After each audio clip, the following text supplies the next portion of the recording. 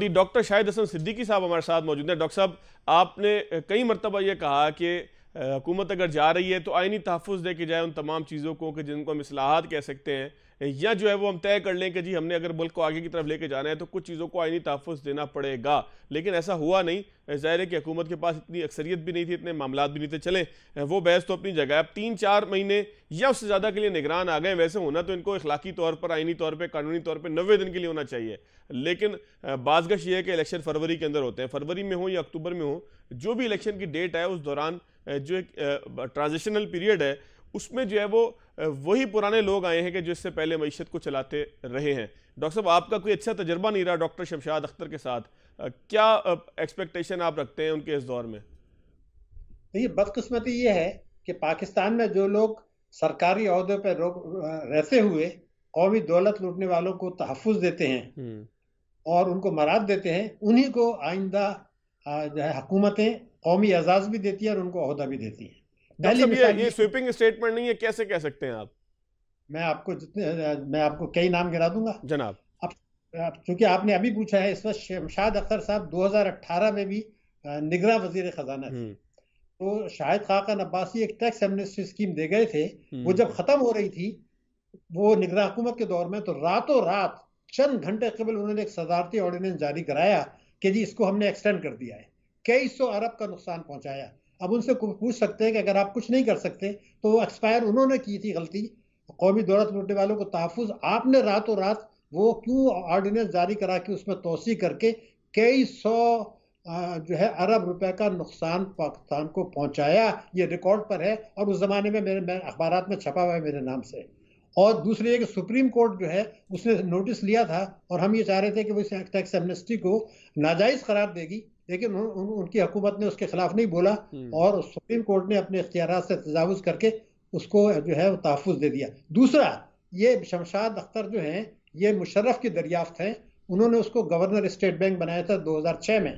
اس زمانے میں آپ کو ریکارڈ پر بتا رہا ہوں کہ انہوں نے کیا کہ نفع نقصان میں شرکت کے جو کھاتے ہیں کروڑوں، ان کو آپ 5% سے کم منافع نہیں دے سکتے۔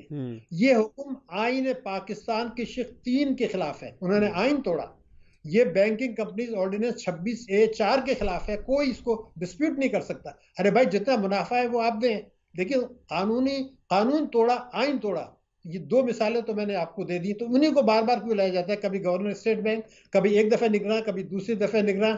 یہی وقار مسعود کو دیکھ لیجئے، کئی حکومتوں میں رہے، کبھی وزیر خزانہ رہے، کبھی گورنر کے اسٹیٹ بینک کے بورڈ پر رہے، کبھی کسی کام میں رکاوٹ نہیں ڈالتے، اور انہیں شمشاد اختر کو قومی اعزاز بھی دے دیا۔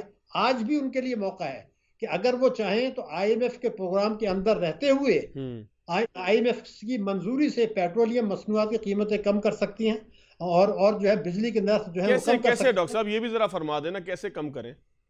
بھائی صاحب دیکھیے، بات یہ تھی کہ انہوں نے لکھا ہے کہ پچھلی حکومت کے تمام وعدے ہم پورے کریں گے۔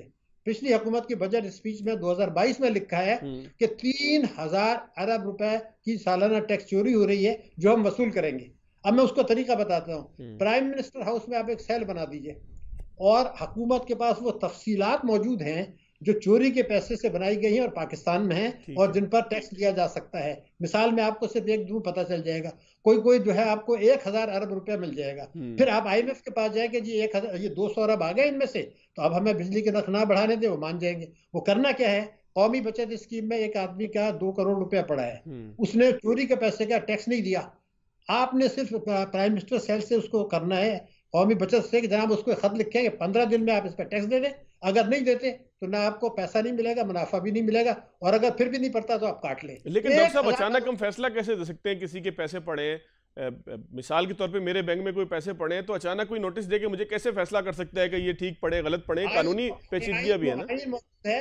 قانون موجود ہے کہ چوری کے پیسے سے، آئین پاکستان میں ریکارڈ پہ بتا رہا ہوں as a student of law, میری ذمہ داری ہے کہ آپ کو نہ عدالتوں کے پاس جانے کی ضرورت ہے نہ کسی کے پاس جانے کی ضرورت ہے۔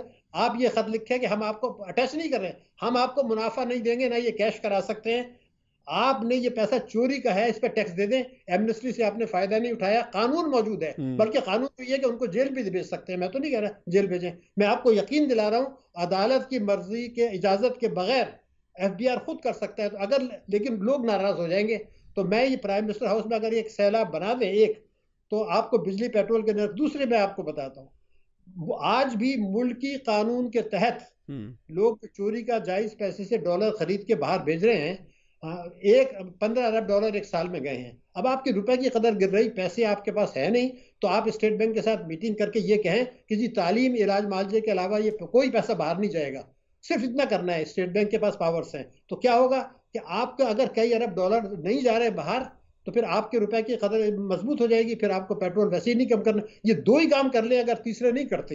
اور تیسرا کام شاید یہ ہے کہ جو شریعت کورٹ کا سود کا فیصلہ ہے وہ شریعت کے خلاف ہے، تو ڈار صاحب نے مجبور کر کے اسٹیٹ بینک سے کہا اپیل واپس لے لیں، اس اپیل کو دوبارہ داخل کریں اور اسلامک نظریاتی کونسل کو کہیں کہ آپ اس میں اپنی رائے دیں، اور اگر وہ رائے دینے سے ڈرتے ہیں تو آپ اس کو ہٹا کے نئی بنا دیں۔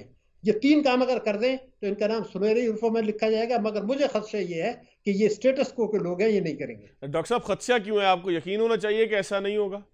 میں اس لیے کہہ رہا ہوں کہ پچھلی دفعہ جب آئے تھے، جب بھی انہوں نے یہ کہا کہ ہم نے معیشت بحال کر دی، شمشاد اختر نے کہا، اس کے بعد جب پہلا بجٹ آیا عمران خان کا تو انہوں نے کہا معیشت تو دیوالیہ ہے، اس لیے کہ انہوں نے اس وقت بھی نہیں کیا تھا، اس وقت بھی طاقتور طبقوں کو مراد بھی دی تھی۔ آج بھی مجھے وہی سوچ نظر آ رہی، وہی ٹیم ہے۔ تو جب ایک نسخہ آپ کے پاس ہے، مجھے کوئی بتا دے کہ قانون، اگر جو آپ نے پہلا سوال کیا تھا میں دوبارہ بتا دوں، اگر آپ اس لوٹی ہوئی دولت جو قومی بچت ہے، چوری کا پیسہ، اس سے نہیں کرتے، میں آپ کو اسٹوڈنٹ آف لا بتا رہا ہوں، وہ قانون سے انحراف ہے۔ تو قانون سے انحراف کر کے ان کو آپ مراد دینے کے لیے کس خوشی میں کرنا چاہتے ہیں؟ میں نے ایک دفعہ ایک سینیٹر سے پوچھا تھا حکمراں جماعت کے کہ یہ آپ کیوں نہیں کرتے؟ وہ کہتا ہے جی طاقتور لوگ ہیں، ہم کس کس سے جنگ لڑیں۔ وہ خود بھی کہتے ہیں کہ ہم نہیں، ہماری ہمت نہیں ہے۔ اچھا ڈاکٹر صاحب ایک منٹ میری عرض سنیے گا۔ ڈاکٹر صاحب یہ تو سینیریو آپ بتا رہے ہیں کہ جس میں خواہش یہ ہو، ہم بھی یہ چاہتے ہیں کہ جی کوئی انقلابی قدم آ جائے، اور 3-4 مہینے کوئی پولیٹیکل ان کے اوپر پریشر بھی نہیں ہے، ووٹ بینک کا پریشر بھی نہیں ہے، تو یہ بہت کچھ کر سکتے ہیں، جو کچھ آپ نے کہا ہے وہ بآسانی کر سکتے ہیں۔ لیکن چلیں اگر یہ ایسا نہیں کرتے، ان کی اپنی مجبوریاں ہوں، ان کے اپنے خوف ہوں، ان کی اپنی جو ہے وہ ہرڈلز ہوں، تو کم سے کم کیا کرنا چاہیے؟ 3-4-6 مہینے کیسے اس طرح کے گزر جائیں کہ جب ٹرانزیکشن ہو کے نئی حکومت آئے تو وہ یہ نہ کہے کہ ہم دیوالیہ ہو گئے، بلکہ دیوالیہ کا اعلان صرف کرانے کے لیے ہمیں چھوڑا ہے۔ وہ تو آسان کام ہے۔ اگر جو ہم نے پچھلی حکومت نے معاملات طے کیے ہیں IMF کے ساتھ، میں یہ نہیں کہہ رہا غلط کیے، مجبوری تھی، کر لیے انہوں نے، اس پر یہ 100% عمل کرنے کا ان کا ارادہ ہے، اور امریکہ یہ چاہتا ہے کہ اگر ہم اس پر عمل کریں تو ہمیں دیوالیہ نہ ہونے دیا جائے، اور 2024 میں ایک بہت بڑی رقم کا قرضہ پاکستان کو دلایا جائے گا تباہ کن شرائط پر۔ ان کا کام یہ ہوگا کہ اس تباہ کن شرائط کی طرف پاکستان کو لے جا کے اور اپنی ذمہ داری پوری کر دے۔ یہ ان کا ارادہ مجھے نظر آ رہا ہے، کیونکہ اس وقت چین بھی ہمیں نہیں چاہتا کہ ہم ڈیفالٹ کریں۔ جی حاکم بدن نہ ہو ڈاکٹر صاحب، ایسا نہ ہو، لیکن کریں کیا؟ مطلب پازیٹیولی اگر اس کو دیکھیں کہ جی یہ 2-4 کام تو کر لیں، ٹھیک ہے بہت بڑی کوئی آپ یہ کہیں کہ اصلاحی معاملات نہ کر سکیں، لیکن لے کے کس طرح چلیں 2-3-4 مہینے 6 مہینے؟ دیکھیے میں نے تو آپ کو بتا دیا نا کہ اگر یہ جو اثاثے چوری کے پیسے کے ہیں ان سے نہیں لیتے، میں آپ کو بتا رہا ہوں قانون سے انحراف ہے۔ اگر یہ قانون سے انحراف کر کے چوروں سے نہیں لینا چاہتے تو پھر آپ اگر کوئی امید رکھنا چاہتے تو مجھے رکھ لیں، یا یہ بتا دیں کہ قانونی رکاوٹ ہے۔ میں آپ کو پوری ذمہ داری سے کہہ رہا ہوں کوئی قانونی رکاوٹ نہیں ہے، آئین موجود ہے کہ جنہوں نے ٹیکس ایمنسٹی سے فائدہ نہیں اٹھایا ان کے اثاثے ضبط کیے جا سکتے ہیں، ان کو جیل بھیجا جا سکتا ہے۔ میں تو کہیں نہیں رہا جیل بھیجے، میں تو کہہ رہا ہوں کہ FBR ان سے ٹیکس لے لے، جو اختیارات 100% ہیں، اس میں کوئی شبہ نہیں ہے۔ اگر یہ نہیں کرتے تو کچھ نہیں ہو سکتا، آپ رونا پیٹنا مچاتے رہیں، لیکن 2024 میں ہم IMF کے پاس جانا پڑے گا۔ اس دوران میں آج آپ کو بتا دوں اس دوران میں کیا ہوگا، تجارتی خسارہ بڑھے گا، کرنٹ اکاؤنٹ کا خسارہ بڑھے گا، روپے کی قدر گرے گی، غربت بڑھے گی، بے روزگاری بڑھے گی، اور آپ کی معیشت کی شرح نمو سست رہے گی، اور غریب اور امیر کا فرق بڑھے گا۔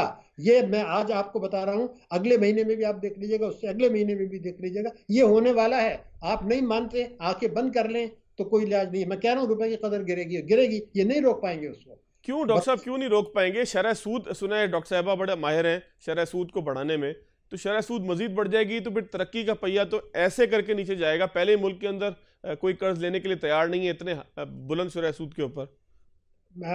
وزیر خزانہ انٹرفیئر نہیں کر سکتے نئے قانون کے تحت، یہ آؤٹ لک ہے جو ہے اسٹیٹ بینک کا، اور IMF ان کے ساتھ ڈائریکٹ مذاکرات کر رہا ہے، ان کو تو۔ لیکن ڈاکٹر صاحب ایسا ہوتا نہیں ہے نا، عمومی طور پہ اثر تو ہوتا ہے نا حکومت کا۔ نہیں اس وقت نہیں ہوتا، اس لیے کہ یہ جو 9 مہینے ہیں نا، اس میں آپ یہ سمجھا کہ ایک ایس ایچ او ہمارے اوپر بٹھایا ہوا آئی ایم ایف نے، بہت دیکھیے ایک چیز وہ آپ کی دیکھ رہے ہیں، ایک چیز دیکھ رہے ہیں، وہ ان کو ہلنے بھی نہیں دیں گے ہم کس غلط فہمی میں ہیں، نہیں ہوگا۔ میں آپ کو بتا رہا ہوں کہ میں نے آپ کو کہا روپے کی قدر گرے گی، میں نے آپ کو بتایا تجارتی خسارہ بڑھے گا، میں نے آپ کو بتایا جاری حسابات کا خسارہ بڑھے گا، میں نے آپ کو یہ بتایا کہ مہنگائی کی شرح اونچی رہے گی، میں نے آپ کو بتایا معیشت کی شرح نمو سست رہے گی۔